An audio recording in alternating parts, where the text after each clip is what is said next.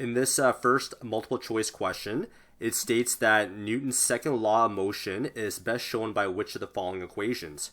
Well, according to Newton's second law, we have F net equals to your mass times your acceleration. Now, if I want to isolate for my acceleration variable, I can divide both sides of the equation by the mass. All right, so the mass over here cancels off, and then on the right-hand side I have acceleration, and on the left-hand side I have F net divided by your mass. All right, and option B would best describe this relationship. So acceleration is equal to your F net divided by your mass. Okay, let's move on to question number 2 now. So we have a book is at rest on a desk, as shown in this diagram here, and which of the following statements concerning the book is correct? All right, well, when you have a book that's lying on a desk here, you have a force of gravity in that direction, and you also have a force normal acting in the opposite direction. So that keeps the book at rest on a desk. So option number A is definitely going to be false. There definitely is a force.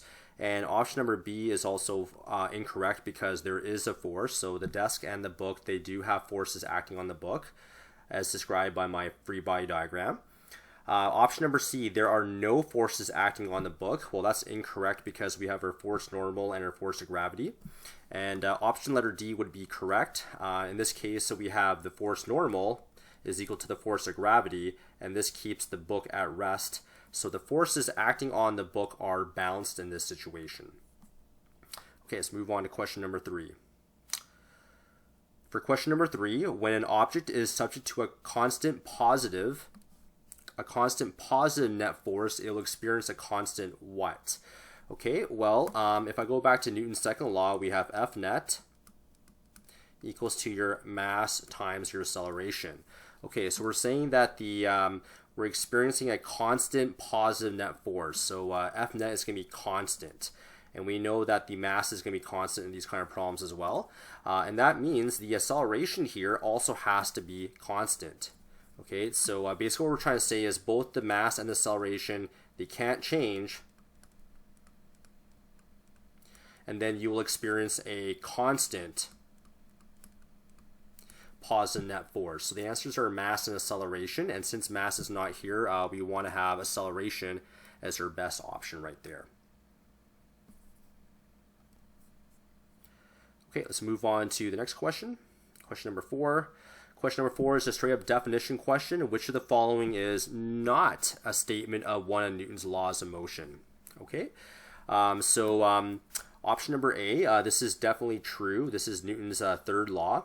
So for every action force, there's an equal and opposite reaction force. For letter B, if no net force acts on an object, the object will remain at rest or continue to move at a constant velocity. This is also true. This is Newton's, technically its first law. For option number C, the acceleration of free-falling objects is proportional to its mass. So what that's saying is that if the mass increases, then the acceleration will also increase. That's what proportional means. And this statement is actually incorrect. The mass has nothing to do with the acceleration due to gravity there. So option number C is incorrect. And for option D, if a net force does act on an object, the object will accelerate in the direction of the net force. That's true. That's actually Newton's second law. So that's F net equals to ma. Okay, so we have Newton's first, third, and the second laws both being defined in this particular problem, and option number C is incorrect. Okay, so we move on to question number 5 here. Okay, so question number 5, the net force on a falling object is 0, then the object has, okay, well, let's just talk about the equation F net equals to mass times the acceleration. Okay, so we're saying that the net force on the falling object is 0. So this is going to be 0 equals to the mass times the acceleration. Okay, if this is true, we definitely know that the mass does not really affect the acceleration due to gravity here. But what that means is that your acceleration, in this case, should be 0, right? So if the left-hand side equals to 0, then your acceleration has to be 0, right? 0 times the mass, any mass will give you an F net of 0. And this makes sense because if your acceleration is 0, when you have a falling object,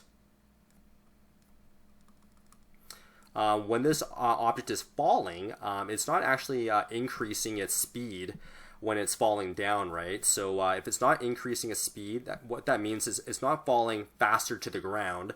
That means it has no acceleration. Okay, so if you have no acceleration, that means your acceleration there is going to be equal to 0. Okay, so your acceleration should be equal to 0, and if your acceleration is equal to 0, that means you're actually moving at constant speed there. So option number A would be the best answer there, constant speed. So if I have to draw a different kind of a scenario right here, if you have an object that's moving, let's just say you're going from 6 meters per second, then all of a sudden you accelerate to another direction here to 10 meters per second. This literally means that you are accelerating, right? But since your F net is equal to 0, what that's saying is that you're not accelerating and you're staying at 6 meters per second throughout this problem, and therefore you're moving at constant speed. So this right here is constant speed where you're not changing your speed in this particular case. So that means your acceleration has to be 0 because you're not getting faster.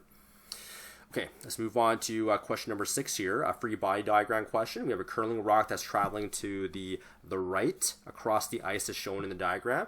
And which of the following best represents the forces acting on the curling rock? Okay, so the question states that you're moving to the right, right? So this curling rock is moving to the right. Therefore, you must have a force of gravity, and then you must also have an equal force normal. And since you're moving to the right, you also have a force of friction that is acting in the opposite direction of motion there, right? So the best free body diagram is option D. Okay, so if you're moving to the right, this force of friction is opposing that direction, right? So that's why you have a force of friction on your free body diagram. Okay, so we move on to question number 7 here. Another free body diagram question. This time we have an object sliding down an inclined plane at constant speed. Okay, so it's moving in the downwards direction here.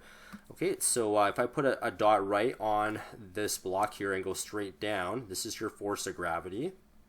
Okay, so these are all your forces of gravity here. Okay, so I guess we're down to options B, C, and D. And then we also have a force normal. So this is your force normal, and this is your force normal. All right, and since you're moving down the inclined plane, there's also a force of friction acting in the opposite direction of motion there. So you also have a force of friction acting on this particular diagram here, and out of the best options are available, it's actually option D, right? So those are your 3 forces that are acting on this object. Just because the object is sliding down, that does not necessarily mean you have a force in that direction, right? It's just like the previous problem, it's already in motion, so there's no force acting in that direction there. So option D is the correct answer there. All right, so that concludes this homework help video guide.